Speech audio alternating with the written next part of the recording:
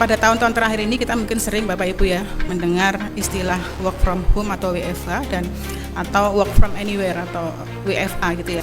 Oleh karena itu di dalam Permenpan nomor 4 tahun 2025 ini pada prinsipnya kita juga mengatur konsep flexible working arrangement. Fleksibilitas kerja ini merupakan pola atau metode kerja tertentu yang kita terapkan bagi ASN dalam menjalankan tugas kedinasan tentunya, baik secara lokasi maupun secara waktu gitu ya, tertentu untuk tetap mencapai target kinerja organisasi yang tentu dengan mengoptimalkan penggunaan sistem pemerintahan berbasis elektronik atau SPBE. Fleksibilitas kerja ini mencakup dua aspek utama.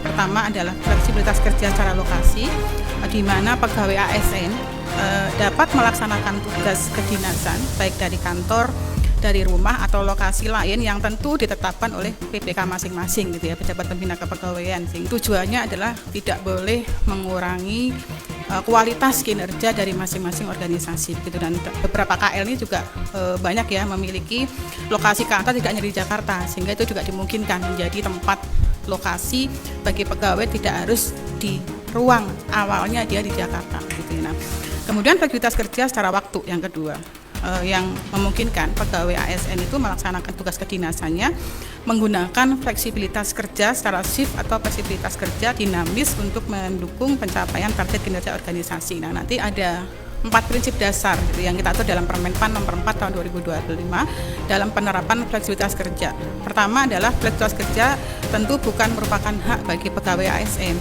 melainkan diberikan berdasarkan pertimbangan objektif dan kesesuaikan dengan tujuan organisasi, sehingga nanti ada kriterianya di dalam Permenpan itu akan dijelaskan oleh para narasumber kita gitu ya.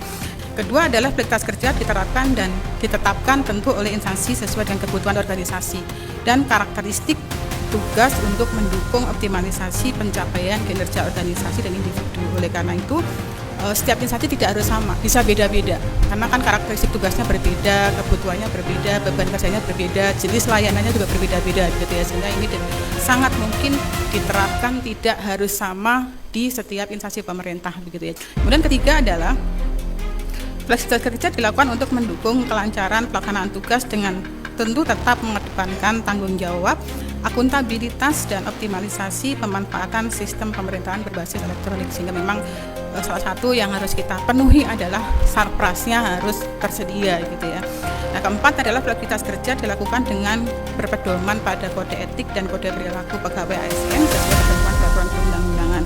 Aspek penting yang harus ada ikutannya dari kebijakan ini adalah memastikan bahwa para pegawai yang melakukan flexible working arrangement itu memang dievaluasi dan dipastikan kinerjanya tidak mengganggu kinerja organisasi masing-masing gitu ya.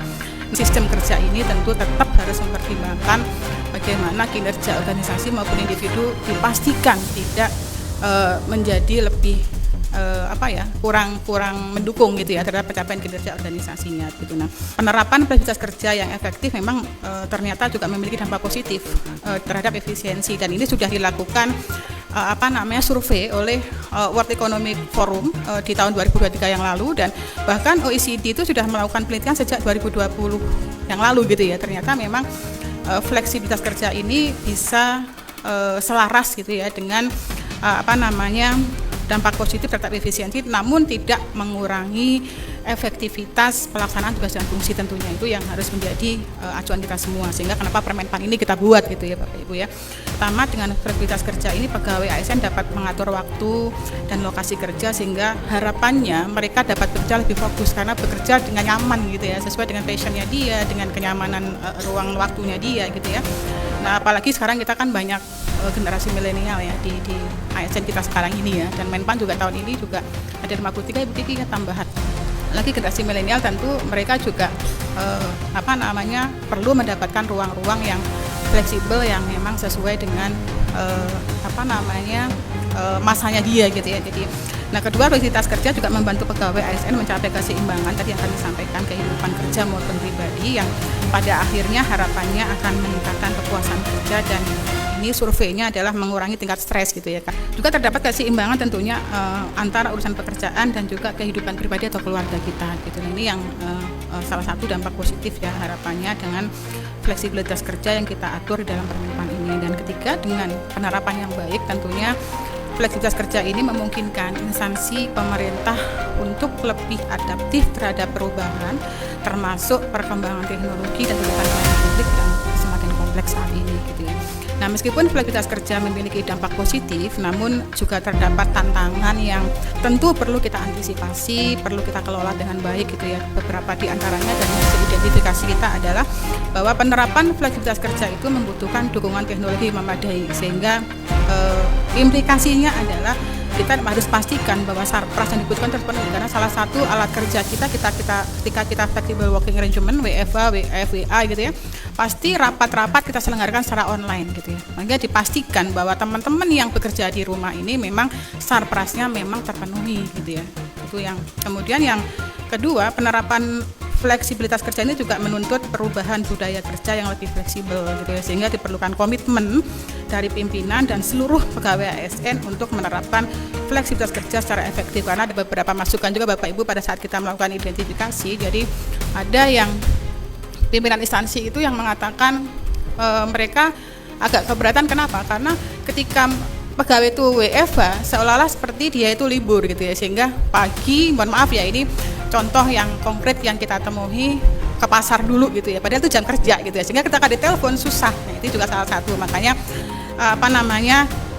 penerapan ini harus disertai dengan mekanisme pemantauan dan evaluasi yang ketat gitu loh. Jadi boleh aja sih gitu ya, tapi ya setelah jam kerja atau sebelum jam kerja gitu loh. Setelah jam kerja jam 7:30 sampai jam 4 ya mereka harus stay, siap ditelepon kapanpun, kemudian dihubungi kapanpun, dan kalau waktu harus ke kantor ya harus siap gitu loh. Ini yang mungkin perlu juga menjadi pertimbangan kita, sehingga kenapa kita katakan WFH itu bukan hak gitu, tapi merupakan prerogatif dari pimpinan, tentu dengan beberapa kriteria yang kami sampaikan di depan tadi. Dengan kebijakan ini Menpan harus memastikan bahwa implementasinya tidak mengganggu penyelenggaraan tugas instansi di sela kedinasan gitu ya. Ini yang dan Menpan punya tanggung jawab, sehingga kita akan melakukan evaluasi ya secara kontinu bagaimana penerapannya gitu. Nah, ini yang.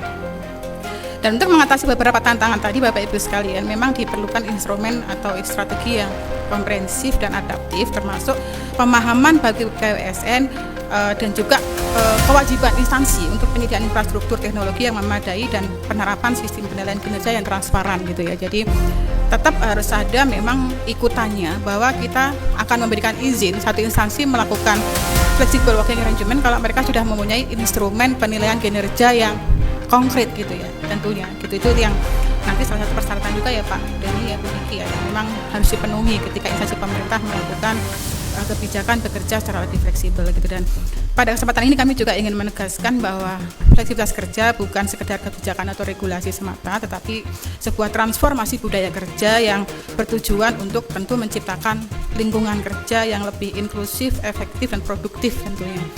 Dengan fleksibilitas kerja kita tidak hanya meningkatkan kinerja organisasi harapannya, tetapi juga dapat meningkatkan kualitas penyelenggaraan pemerintahan dan pelayanan publik yang diberikan kepada masyarakat gitu. Sehingga tadi kami sampaikan ada kriterianya untuk unit organisasi yang memberikan layanan langsung kepada masyarakat, tetap harus ada yang stay selama hari kerja ya. Bahkan di beberapa instansi pemerintah yang layanan tidak bisa berhenti, mereka membuat shift gitu ya, kerja sampai 7 hari dalam seminggu. Ini juga kita lakukan beberapa penilaian dan kita berikan rekomendasi bagaimana mekanismenya Bapak Ibu sekalian.